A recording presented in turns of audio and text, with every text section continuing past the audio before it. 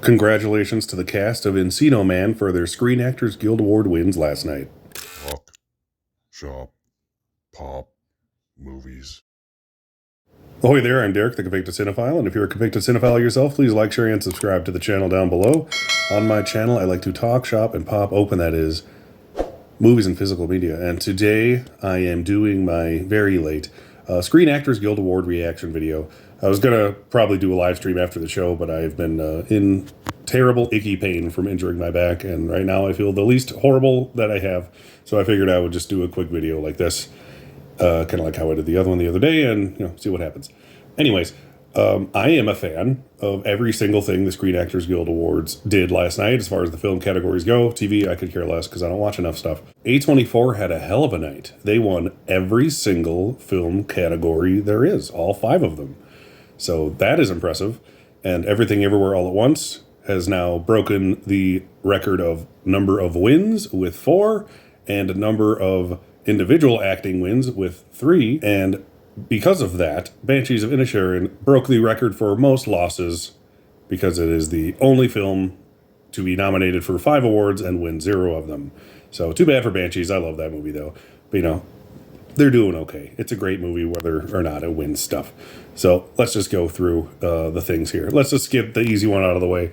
Ke Huy Quan, like I said, he was going to win and he won. That was the only one I was 99.9% sure about. Could not be more happy for him. He's adorable. I want one. I said that to my wife. She's like, you can't have one. Very happy for Key. He's going to win the Oscar 100%. There's no way in hell he's losing at this point. Regardless of what that movie wins overall at the Oscars, he's a sure thing. And then we have the supporting actress category, which just got a very big wrench thrown into it, which I am a fan of. I like when someone I know is going to win wins that I like Ke Huy Quan, for example. But if that's not the case, I want it to actually be exciting. And all 3 other acting categories are very much exciting because everyone thought Angela Bassett was going to win this because she's so well respected. And she is, and she's great. But is she going to win for a Marvel movie? That's kind of like the thing going against her. Also, it not being in a Best Picture movie. And then you have Kerry Condon, who's great and won the BAFTA. But like I said, Banshees ended up winning nothing here because everybody loves Jamie Lee Curtis. And she was like the pioneer face of this movie, getting it through award season. And as much of a career award as it may be, it is a deserved one, and I'm not mad about it. Do I want her to win the Oscar for that role? Not necessarily. But if she did win, that would be neat because she's Jamie Lee Curtis. And who doesn't love Jamie Lee Curtis? I personally still think that Kerry Condon is going to win at the Oscars, though, because I think the European overseas contingent of the Academy isn't so hot on Everything Everywhere compared to the American side, and they will go for what they think is the better performance, which I personally think is also Kerry Condon. And then Best Lead Actress, I was so happy to be wrong. I'm still going to predict Cate Blanchett for the Oscars, essentially for the same reason as I am Kerry Condon. It just seems like the classier Oscar-y pick, but I want Michelle Yeoh to win so much more. I'm happy she won this. She deserves it. Everyone, you could tell just when they said her name during like the nominees, the reaction to her and Jamie Lee Curtis for that matter were like uproarious, and at that moment I was like, wow, they might actually win, and they both did. So I hope she wins at the Oscars. She's adorable and everyone loves her. Not as adorable as Ke Huy Quan, but that's impossible. But Michelle Yeoh kicks ass in every sense of the word, and I really hope she manages to beat Cate Blanchett at the Oscars. But if Cate Blanchett gets a 3rd Oscar for an amazing performance, I'm not going to be that mad.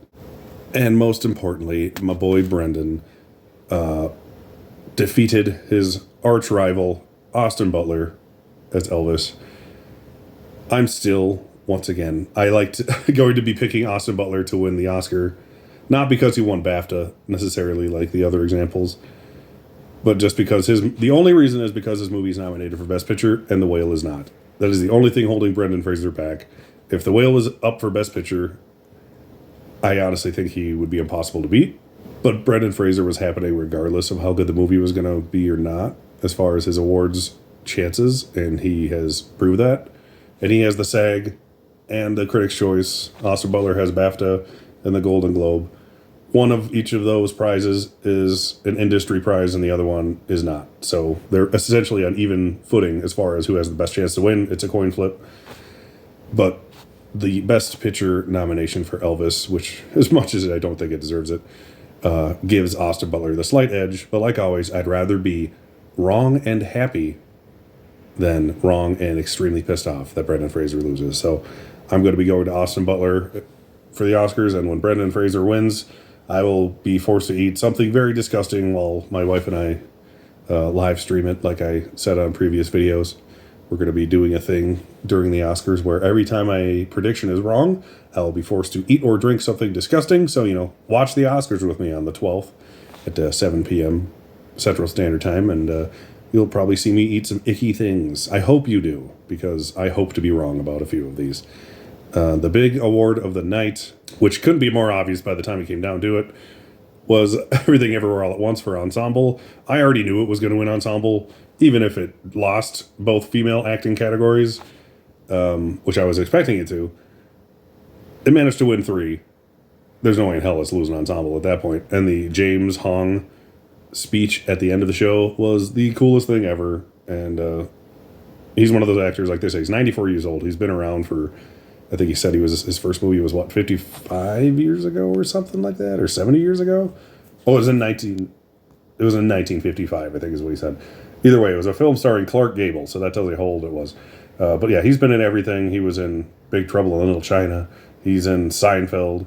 He's in Wayne's World 2. Those are the things I remember him most from. But he's shown up in every single movie ever, all at once, as they say. So I could have been more happy with that Ensemble win, just for his sake, and also Stephanie Shu's sake. So that way, every single cast member got at least one award. But yeah, overall... Oh, and I don't want to not talk about it, because they decided to do it before the ceremony. But Top Gun, like I said, did win the Stunt Ensemble Award, so good on them. I thought it was weird that they did just include it as part of the show, because I loved that the show was on YouTube/streaming. It's going to be on Netflix next year. This is the way to go for award shows. There was no commercials. There was no rush for time. They actually let everyone do their speeches and didn't play anyone off, because half of the enjoyment I get out of these shows isn't who wins. It's seeing what they have to say after they win, regardless of who it is. And many times that's the best part of the show, so playing them off is shitty. So I am a fan of the commercial-free, streaming-specific way of doing it. I think the Oscars should just stream on Hulu, since it's owned by Disney and so is ABC and all that nonsense. Then the people who actually give a shit will watch it.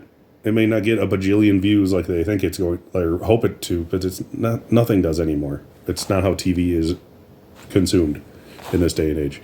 So stream it. The people who actually care will watch it. And then the people who don't care as much will watch the clips and see what happens on Instagram. So same as it would happen if it was on TV, except for the people who actually want to watch it will actually enjoy watching it, because it isn't an hour longer because of commercials.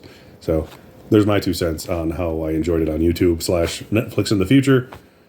Hopefully they keep doing this. And the BAFTAs was the same way the other week when I watched it on BritBox. There was no commercials. There was just little clip packages in between awards to fill for time, and that's the best way to do it. So before I don't stop talking and run out of room on my phone to edit this, once again, my name is Derek, the Convicted Cinephile. Thank you for watching. Like, share, and subscribe, and I'll see you next time. See ya at the Oscars. Talk, shop, pop, movies.